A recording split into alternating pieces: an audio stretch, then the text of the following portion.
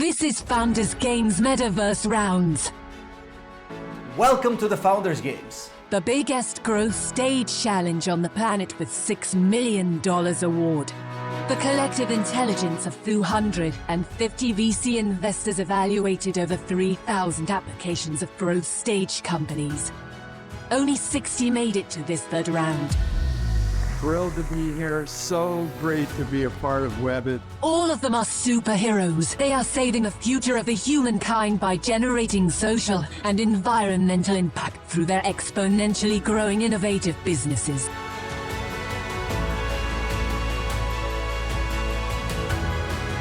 Welcome to the better future. Founders Game starts now.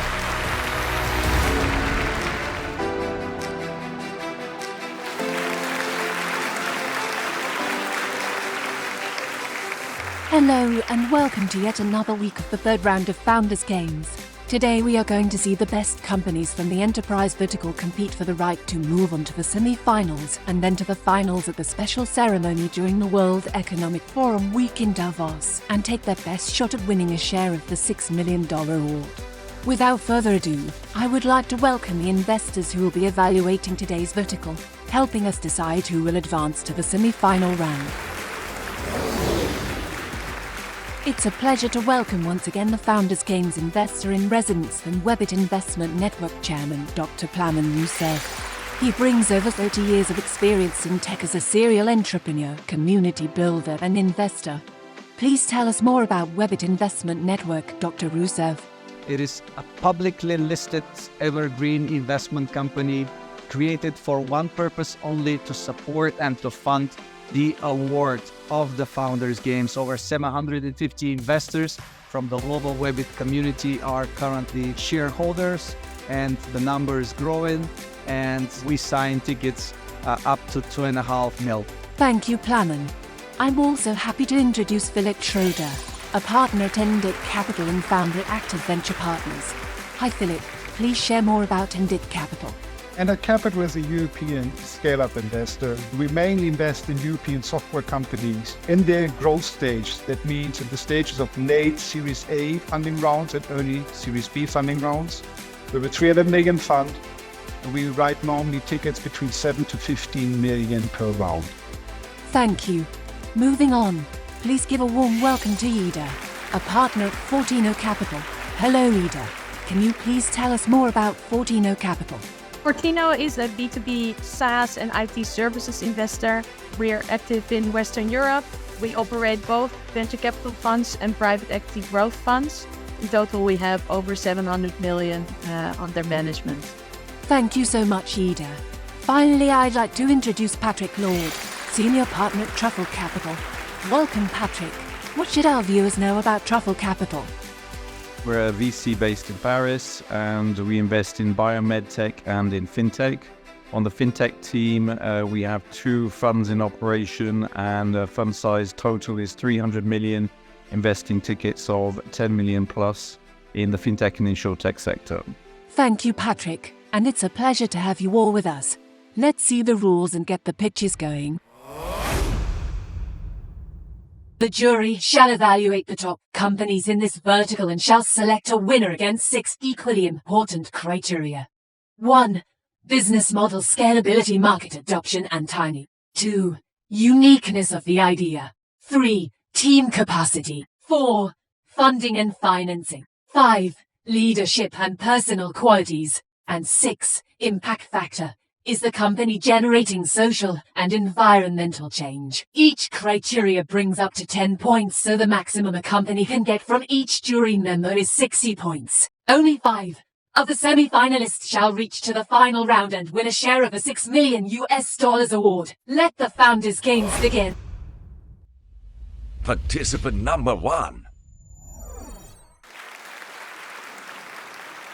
Hi everybody, I'm Nir. Hello and welcome. It is a pleasure to have you with us. I wish you best of luck. Before you come and you pitch your company, here is your superpower avatar, which will take you in front of the jury.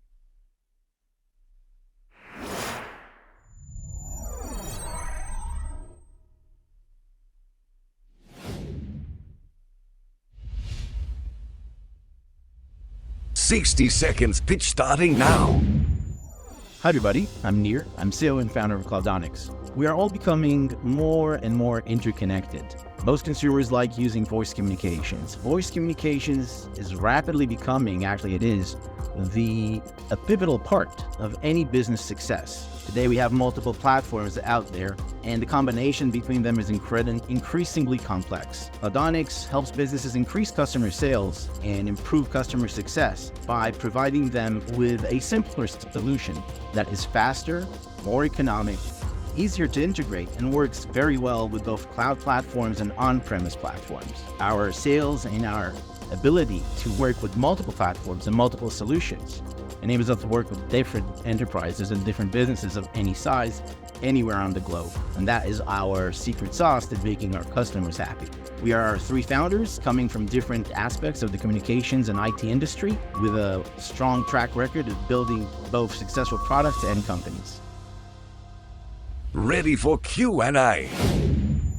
How does the product work? What do you actually enhance with your product? The platform is a set of APIs and SDKs that enable you to integrate the voice calling capabilities into any existing other platform. So it could be on the web, it could be a mobile application. For all practical matters, it can be even a small IoT device. The entire product is a self-serve environment. So you're able to integrate our call capabilities, our call control environment, be it call routing, enabling integration with other platforms. It can be any type of code. It could be no-code platforms, low-code platforms. The result is that you can build the experience for your customers the way you want them to look, not necessarily how some vendor would tell you that a specific call flow should look. Cloudonix, from a product perspective, is all about agility. It's all about the empowerment and the ability to build a unique experience as unique as your business, because this uniqueness is what makes businesses succeed. Could you give an example of how you actually boost sales of your customers? Imagine that you're walking right now in mid-New York City and you're looking to go and have your flu shot. Now, you can easily call somebody on the phone and say, okay, I want to go through specific IVR and I'm going to click this and I'm going to click that. And it's going to be, that very clunky experience. Now, imagine that you're walking down the street and there's this bus stop and there's a QR code on that bus stop. And you take your phone and you scan that QR code that turns into a call that exists inside a browser. But the call doesn't just get you to some kind of contact center. It will actually direct you to the closest pharmacy where you can get that shot in 5 minutes. Not schedule something for 2 days from now. Not go through hoops as to figuring out, okay, who you are, what address do you want to use, like where would you like to go? It's right next to you. So that capability of tying the data that is available from potentially the QR code, the location of your mobile device, the ability to know the geofencing of that information, all these capabilities can then be tied together into a single cohesive solution by the vendor, in this case, the actual pharmacy chain. So the result is that from a sales perspective, you're able to convert a customer from a walk-in experience that he may or may not come because he needs to schedule something into an assured walking into your shop.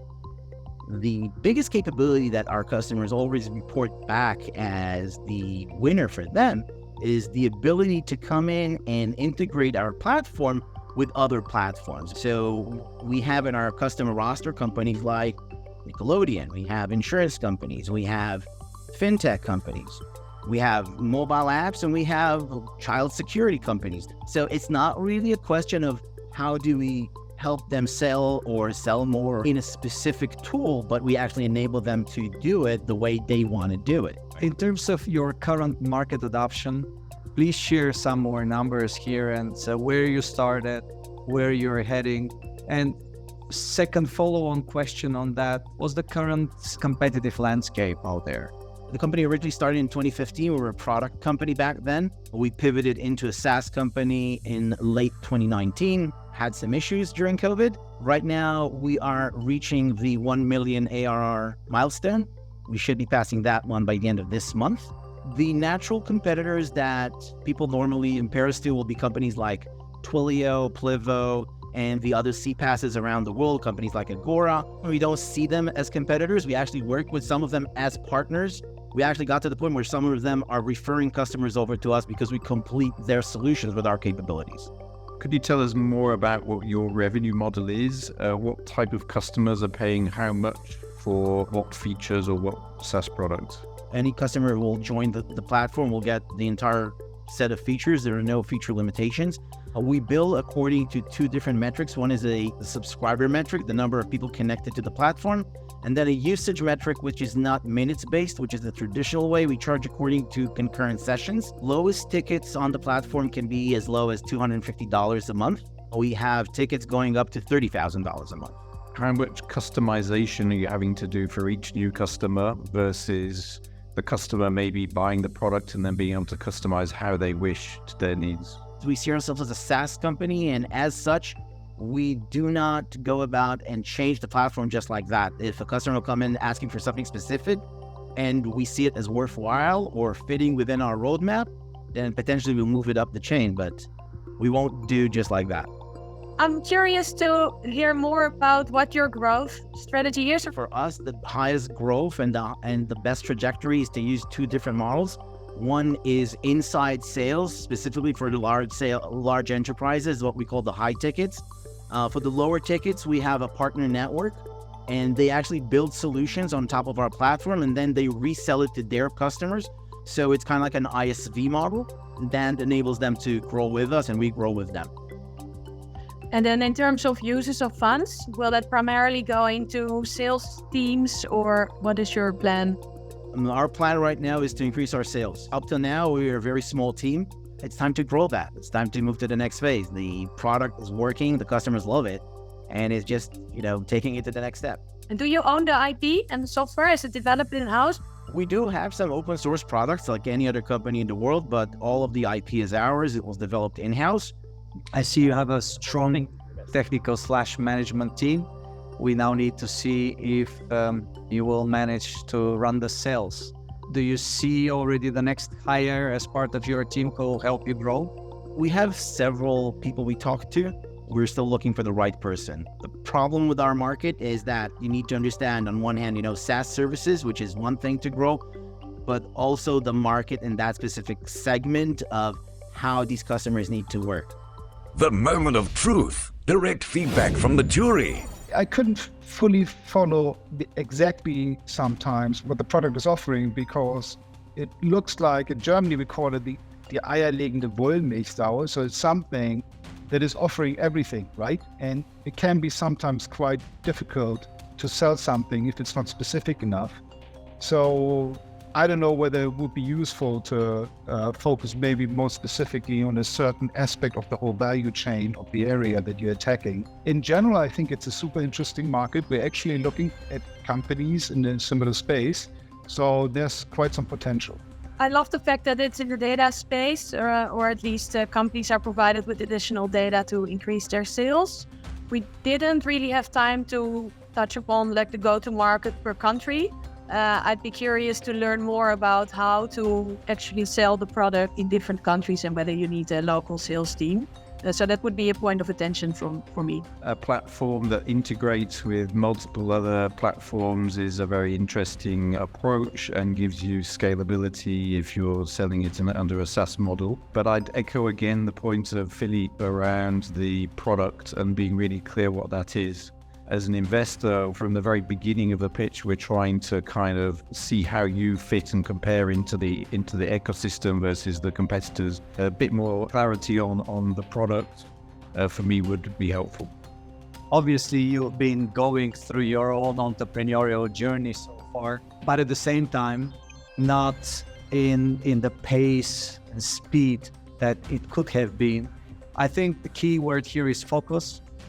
Because without it, you can't identify your true competitive advantage, the unfair one, and move ahead with it. I've asked you about the competitors. You basically said we don't have competitors, which if that's the case, then either the market's not ready for your product or you underestimate the competitive environment outside. But overall, where you are currently and you're pivoting, which happened literally a few years back, is something that is a great opportunity, and I keep my fingers crossed for a huge success. תודה רבה. It's time to move to our second participant today. Before that, I would like to only showcase the anonymous score of one of the jury members. Thank you so much, and let's move next with Ariadne Maps. Participant number 2. Hi everybody, I'm George from Ariadne. I'm sitting here in Munich, Germany. It's wonderful to see you and to welcome you to the Founders Games. And from Munich to the virtual reality, here is your avatar to join us with.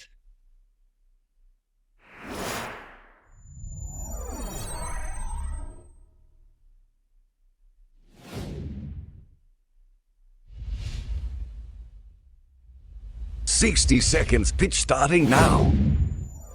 Ariadne provides real-time analytics for the real world.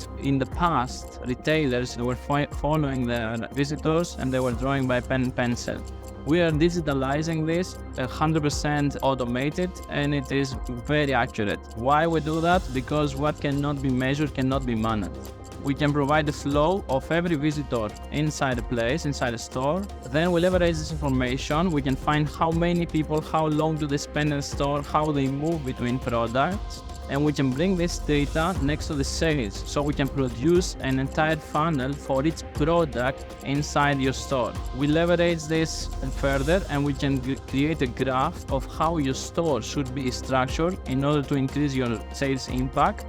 The nice thing is that we can give back this information to your visitors, and we can schedule your employees in accordance to how many visitors you have anytime in your store, in which areas, at which time. Ready for Q&A. Do I understand correctly that you match the traffic journey with the payments data? Correct, yes, Okay. very well. And then I have one question about GDPR compliance, Yes. because that's a big topic, of course. Very good. I saw somewhere in the deck that it's currently not an opt-in. You don't request your customers to opt in. You don't even need to warn them. Our solution is considered by the data protection authorities anonymous solution.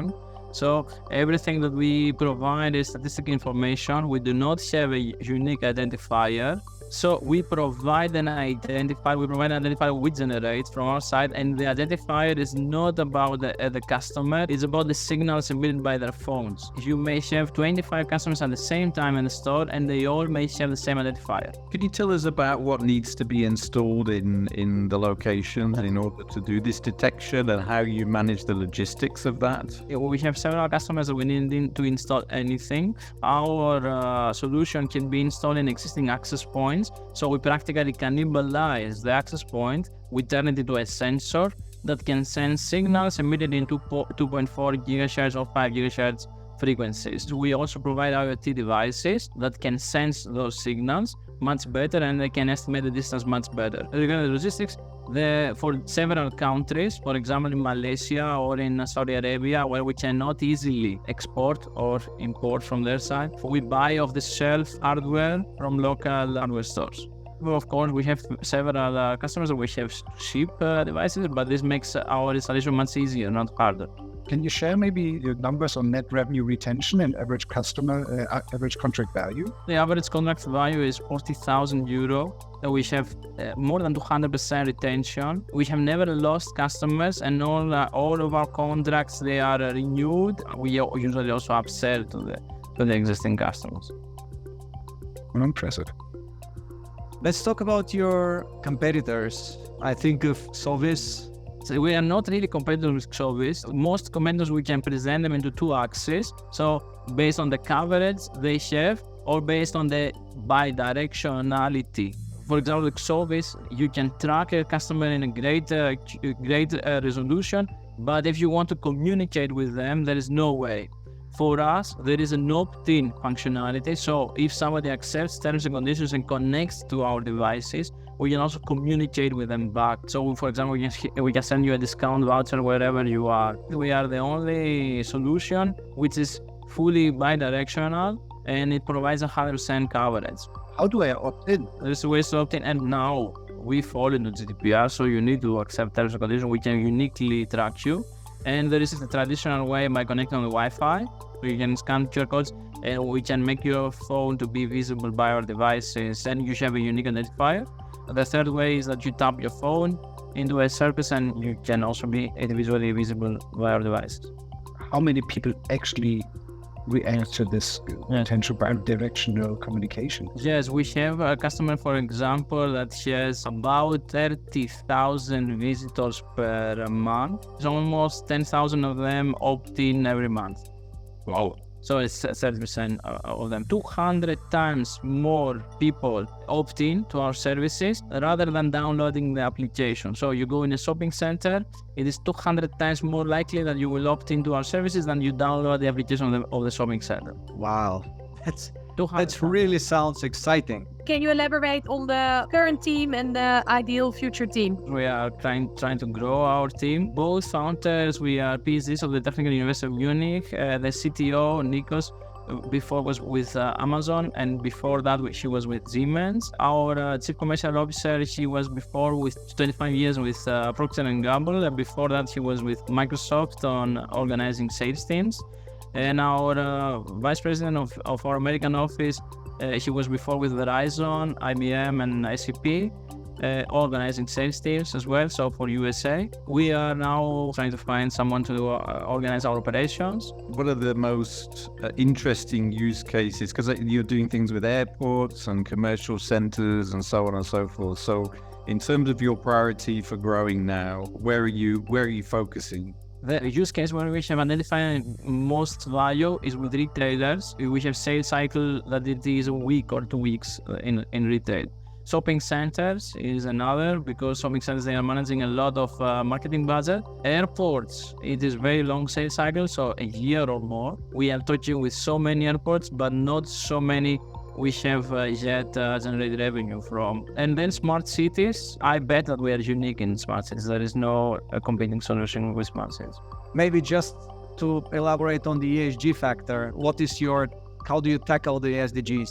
We have a lot of customers, very smart. We didn't see that coming. They have integrated our values with their HVAC systems, and they turn them on and off automatically based on the prediction we do for the visitation. Customers, they're reporting 30% savings. The moment of truth. Direct feedback from the jury. I find it a very interesting solution. So congrats on where you are today. Curious to see what's next for you. It is very interesting. I have seen similar companies in this space, and I know some of the challenges for them are around the scalability of it, because there's devices that need installing, and for customers looking for ever more customization to their particular needs. However, hearing your focus on retail and the scheduling of staff in order to better sell products and get them in the right place at the right time, that seems like a use case that's relatively repeatable and scalable. So I am interested in that growth vector there. The retail industry is in deep. They have problems, obviously, and they're open for all kinds of solutions in order to increase their sales. This is a market where you probably encounter a market pull, which is extremely important if you want to grow a business fast. The other part is that I see a clear ROI for the customers, and you see it with the KPIs that you have presented, which are really, really good. So I used my mobile phone at the same time, and I sent a text message to my analysts to put your company on the deal flow list. I'm guessing you're not the only one. In terms of your product, congratulations. I liked it very much. Looks like you have a great team to conquer markets. I'm excited about where you are. I'm excited by your growth, which will help you be identified as one of the leaders if you continue growing that way. So, great job. Let's show one anonymous scoring for the company.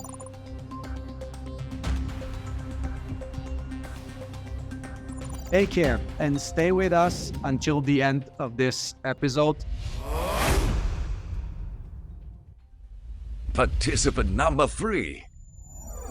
it's time to see who is the third person who will pitch a fantastic idea in today's vertical of enterprise. Let's see who is in our backstage. Hello, I'm Gilles from UPMEM in France. Thanks for being with us and welcome to the Founders Games third round. It's time for your superpower avatar to get ready and to pitch in front of the jury.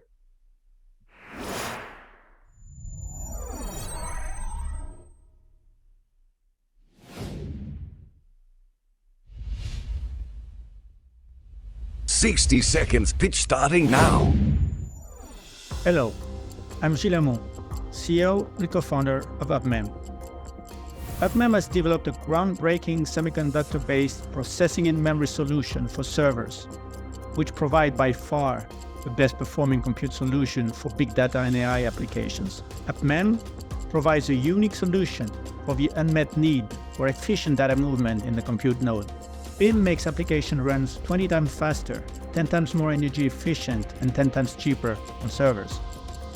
This EU-made and EU-supported breakthrough opens the path to new digital services while reducing the energy of data centers by 20% and its physical footprint.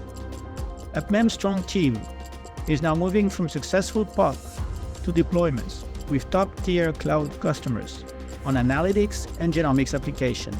BIM will be the next generation compute architecture. Thank you very much.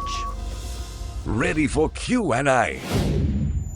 Can you tell us more about your sources of revenue, from which customers, and the whole revenue model around that? For now, we've sold evaluation platforms to large customers, Intel, SAP, Huawei, and some services from our cloud services based in Grenoble. Those are evaluation revenues, which made POCs possible. And we are now running those POCs into large-scale application deployable on cloud, where we will get more revenues, first from application customers, and then from cloud services providers. How are you going to break into the value chain to get your chips incorporated into the servers and so on? Practically, this is already done. On top of Intel, we have direct collaboration with two of the largest server manufacturers, Supermicro and Quanta, who are ready to integrate our products. The real challenge in our industry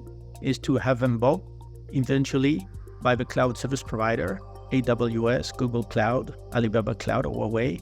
We are in discussions with all of those four I mentioned, and one of those is already a customer. I have a question about the total addressable market. I saw in the deck that there is a part of that market that you call BIM friendly, and then there's other total addressable market. Can you elaborate a little bit on that, and then maybe also the competitive landscape? Today, the compute market is cut into two parts. The largest part is the CPUs, the main processors, dominated by Intel and AMD, with ARM coming. And the second part, to which we belong, is the server accelerator market, where you find the GPUs from NVIDIA. This market is mainly addressing today graphics and AI. FPGA has a much smaller market share. We believe that with processing in memory, we can address a much larger set of applications, namely the analytics market. And that's where we think we can make this server accelerator market a market much more open to more application in the data center. And in this sense, we call it the PIM-friendly side of the server accelerator market. It includes genomics, it includes search, it includes large data sets, it includes in-memory databases. Today, those are not targeted by GPUs or FPGAs.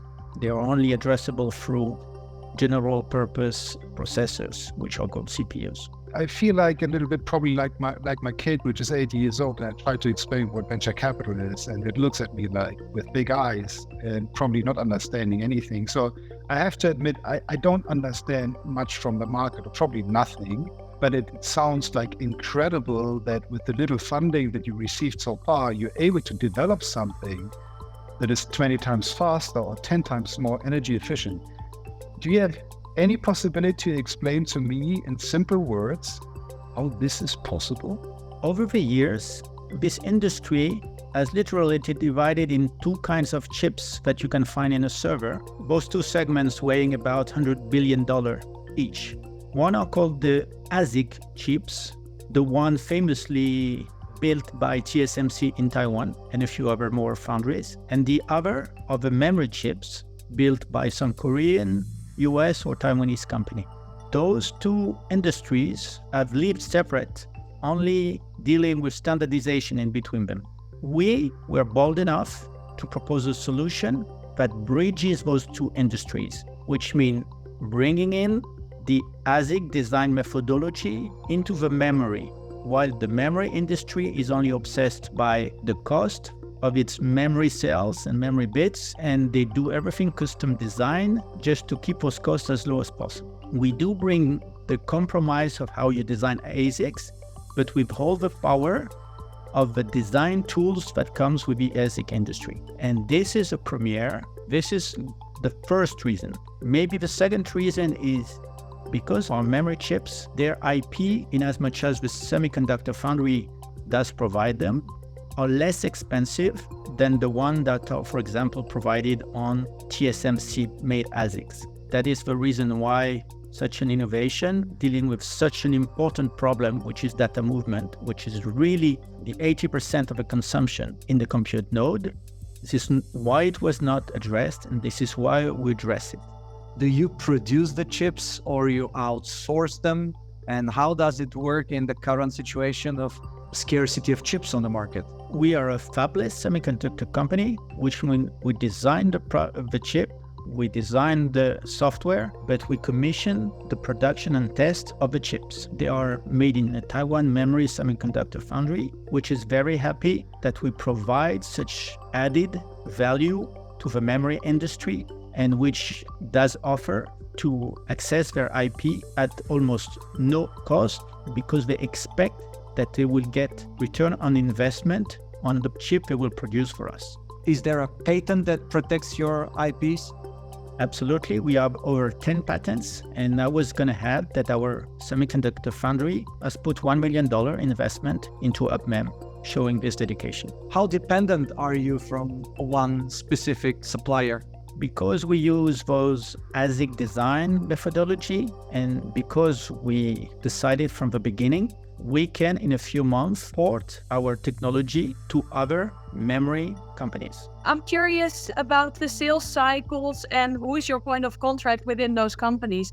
To make box, we need about 6 months of co-design so that people in the target company decide to dedicate to us a team. Usually it's a mix of people aware of hardware.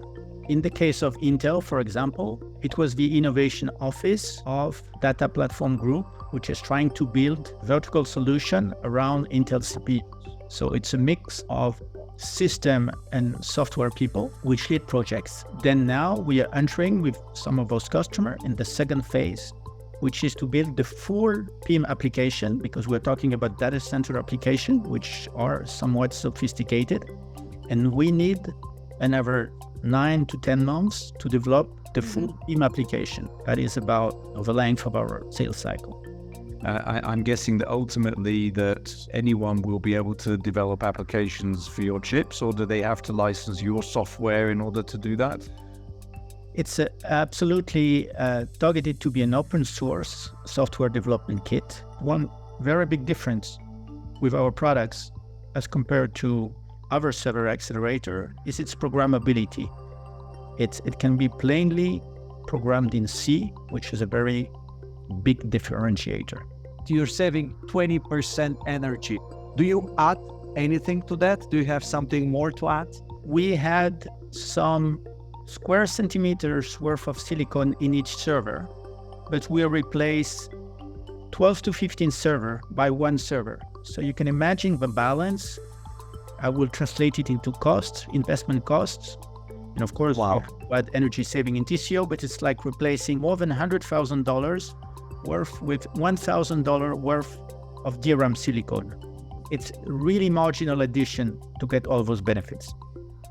The moment of truth. Direct feedback from the jury. The data that you provide sounds extremely impressive. I mean, if this really works, this is almost like nuclear fusion projects that work out, right? I mean, these kind of acceleration, 20 times faster, 10 times more energy, cost efficient. Yeah, I mean, if you bring that to the market and it really works out, you're going to be super successful. The question only for me is, I mean, this industry, I think it's not too easy to deploy new technologies, and it looks like with the sales cycle, it's extremely long. You're in a proof of concept with Intel. Definitely, you need an investor that knows that stuff and can really support you in different areas as well in terms of commercializing the product. In general, it sounds super impressive, but I can't value it too much because I don't understand the market. The KPIs are very impressive, yes. And if you're able to protect your intellectual property, you say you've got 10 patents, and if those really are highly protective of your technology, then you've got something that, you know, even with large sales cycles that, I mean, you're signing already customers, partners. So all of it's very, very optimistic. If you're able to protect your IP, then I think you've got something that you can get very big, very fast.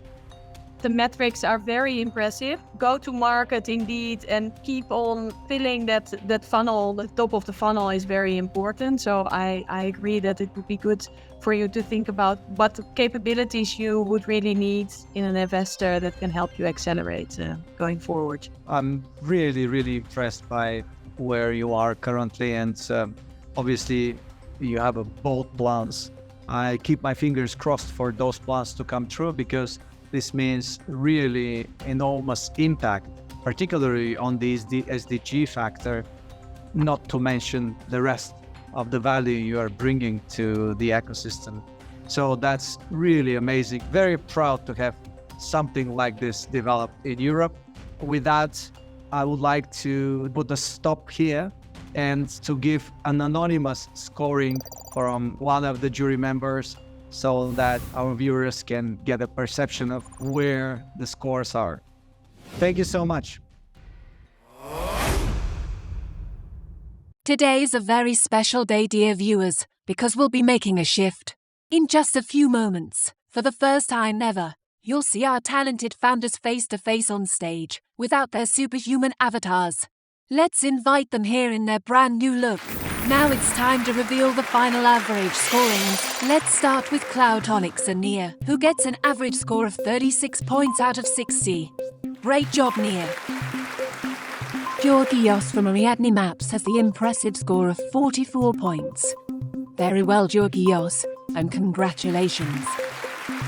Finally, we have Jill with UPMEM, who has also scored 44 points, which means that today we have two winners, Georgios with Ariadne Maps and Jill with UPMEM. Congratulations. And congrats to Nir and his team as well. You've made it to the third round, which is incredible in and of itself. Now let's hear what the founders have to say. Are they happy with the jury's feedback? And do they have anything to add? Starting with Cloudonix. Since Nir had to step away, the company's co-founder, Eric, is here with us to give us some feedback. Thank you all for the opportunity and for the feedback. It was very helpful. Part of the problem with the focus question comes down to the format where we were trying to squeeze everything into that 1 minute. What Nir was trying to explain is when we are doing direct sales, we are very focused. And when it is partner sales, they are targeting all sorts of different call centers in lots of different verticals because of the partners, who are about 80% of our sales force at this point. Whereas when we're doing direct sales, we're going straight at enterprises, enterprise call centers, and telecoms, where we have the most experience and connections. So it didn't quite come out in the presentation, but that focus question is very much what we do and how we do it is complicated to explain. The feedback was to the point. Really appreciate. Very rarely this happens. Thank you so much all for all the feedback, and I would like to ensure everybody that we are really working how we want our system to make it. It's not another hype. We don't try to create a hype. We are here to stay. It was representative of as a very deep tech semiconductor focused company we are faced to, which is getting the attention from a wide scope, from people using application to people of the hardware industry, people of the system industry. So we're very used to welcome questions on whole side, and we appreciate the effort of the investors to enter and break into our industry. Thanks very much for the implicit support then. Thank you so much to all our amazing participants, to the founders for pitching their great ideas with such dedication, to the investors for giving their time and expertise to our cause, and to you, dear viewers, for being with us and giving your support to Founders Games and our goal of contributing towards a better future. See you next time. That was the enterprising episode of Founders Games. We only have the robotics week to go before the semi-finals, so don't miss catching us next time to see who the last semi-finalist will be.